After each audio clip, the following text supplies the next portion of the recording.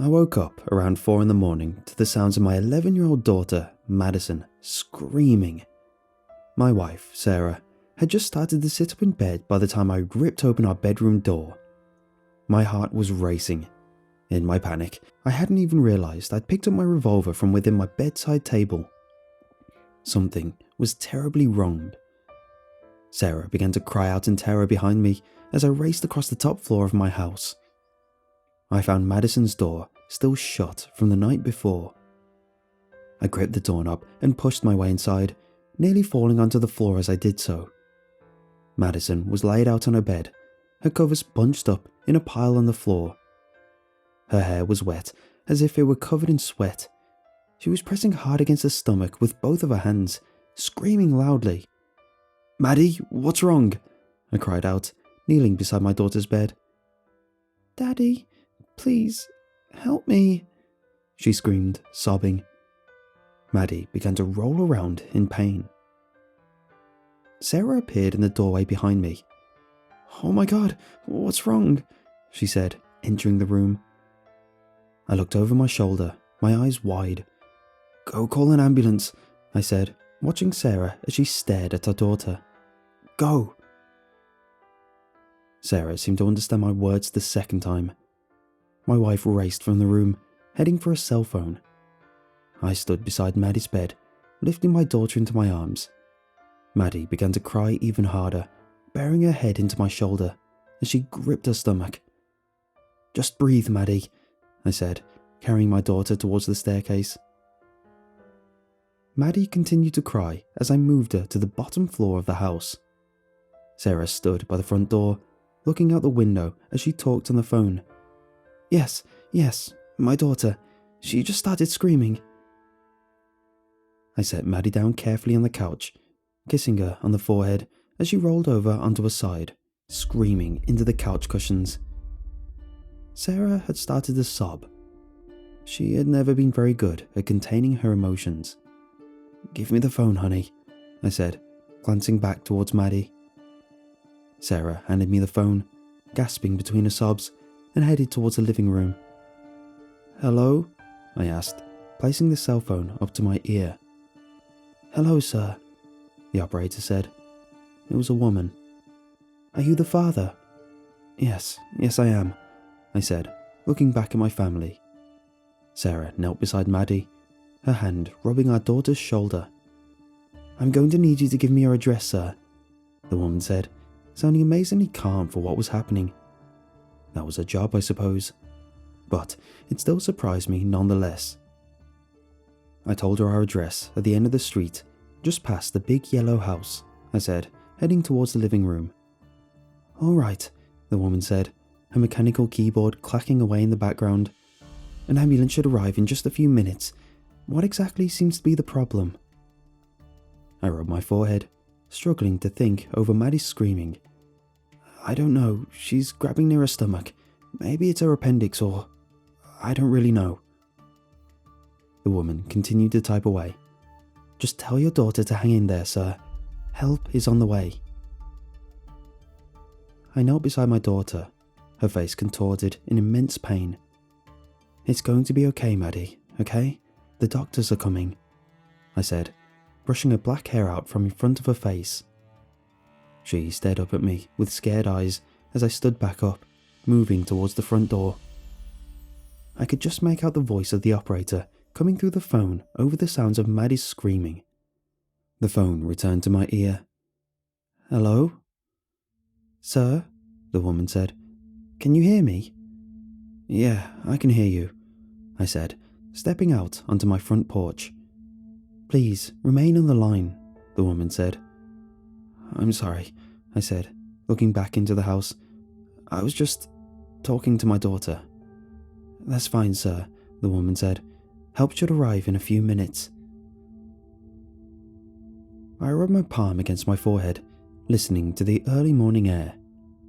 I was certain I could hear the ambulance in the distance. I think I hear them." "I'm sorry?" the woman said, a brief pocket of static escaping from the speaker. "I can hear the ambulance," I said, staring out into the trees through the house across the street. The flashing red lights of an ambulance caught my eyes. "Sir, can you hear me?" the woman said, a continuous static beginning to blanket her voice. "Hello?" I called out, wincing as the static grew in volume. I lowered my phone, staring at it. I could still hear the white noise from where the phone hung near my waist. I cursed softly, hanging up the call and jogging down the stairs as I made my way towards the street. I could see the ambulance now as it turned onto my street.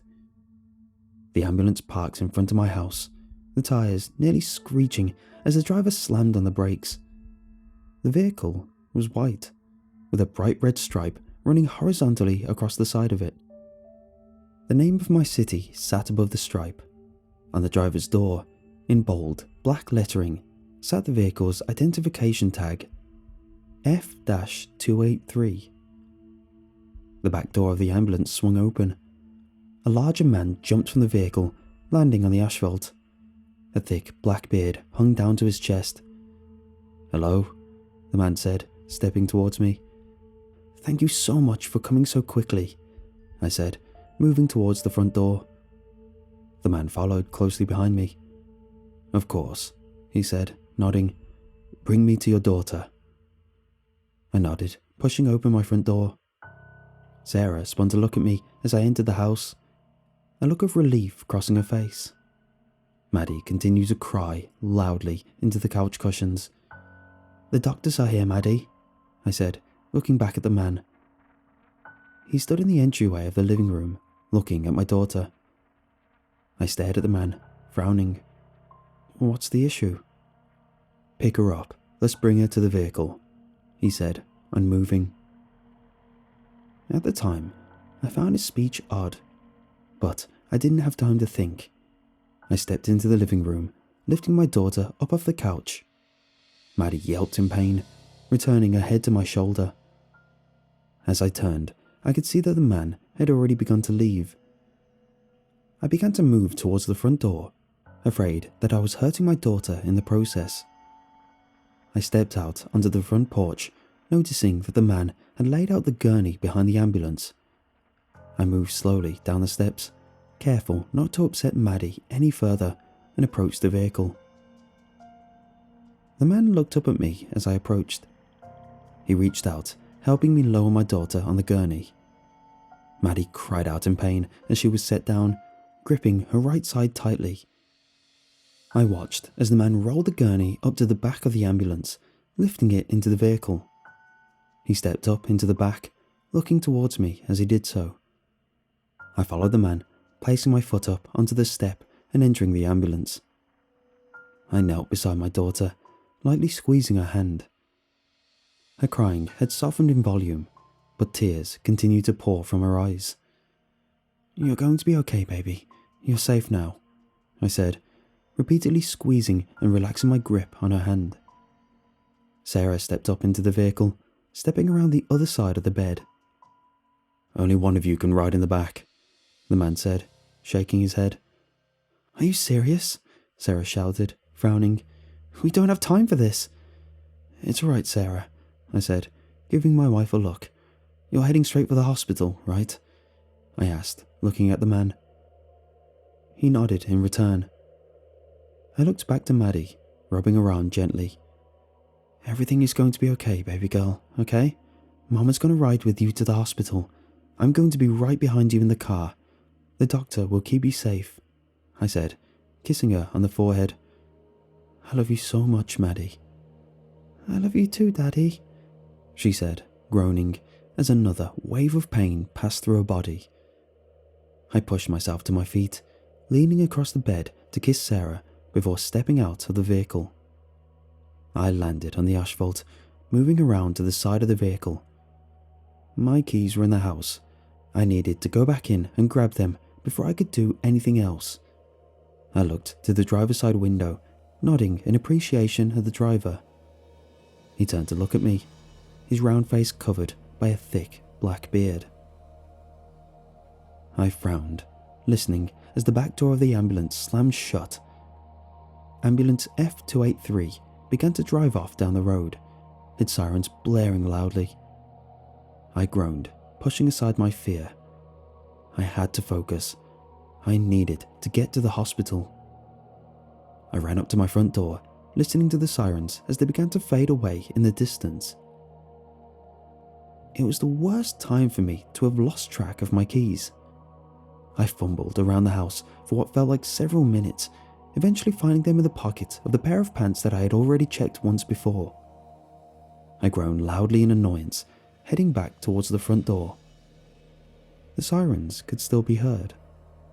I swore that they sounded louder than they had before, but I knew that was impossible. I stepped outside, moving quickly towards my driveway. The car's headlights blinked as I unlocked the door. I would need to drive quickly, but I was sure I could reach the hospital at the same time that the ambulance did, if not just a few minutes after. I pulled open the front door of my car, suddenly freezing. In my focused state, I hadn't realized just how close the sirens actually sounded. I turned, watching as an ambulance moved quickly down the street in the direction of my house. The ambulance parked by my mailbox. The back door swung open, 2 men hopping out onto the street. They began to unload a gurney as the driver opened his own door, giving me a look of empathy. "Good morning, sir. Is your daughter just inside?" I shook my head slowly, watching the men as they began to wheel the gurney up to my house. "What is this?" The driver frowned. "I'm sorry, do we have the wrong house?" The other men paused, looking towards me, as I began to stammer. My daughter just got picked up a few minutes ago." "Picked up?" he said, looking over at the other men. "Did someone else bring her to the hospital instead?" "Yes, another ambulance," I said, leaning my arm against the roof of my car. The driver did not respond for a moment. "That doesn't sound right, sir," he said, looking again towards the other EMTs. "Isn't that possible?" I asked, looking wildly between the men.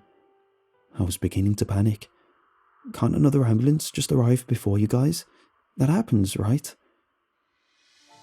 The man stared at the ground for a few seconds before looking back up at me. "Just give me a minute. Let me go make a call," he said, heading back towards the ambulance. I stood by my car, my mouth stuck open as the 2 EMTs began to whisper to one another. Dread had started to fill my gut. The police were unable to find the ambulance that took my daughter and wife from me. Every hospital in the area swears that there is no F-283 in service.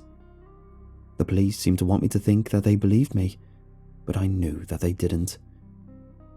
It has been almost a year since it happened. I live every day in emotional pain. I've called for an ambulance 6 times in the past 2 months. I think that I believe I can find my family that way, but nothing is pointing me logically towards that being a fact. I might be losing it. The thought crossed my mind that perhaps the ambulance wouldn't come because I wasn't actually injured. Surely that couldn't be it, right? I'm sitting here now with my revolver just beside me. What's the worst that can happen? Maybe I'll lose my foot completely. I don't really care.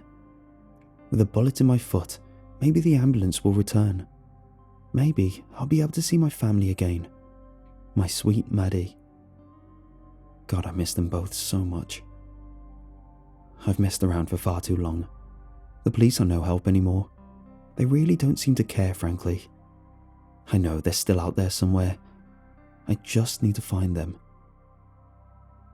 I'm putting this out as a warning.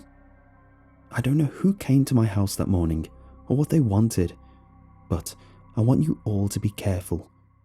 Those you trust may turn out to be the ones who wish to hurt you the most. And please, God, if your ambulance has the tag F-283, don't go inside of it.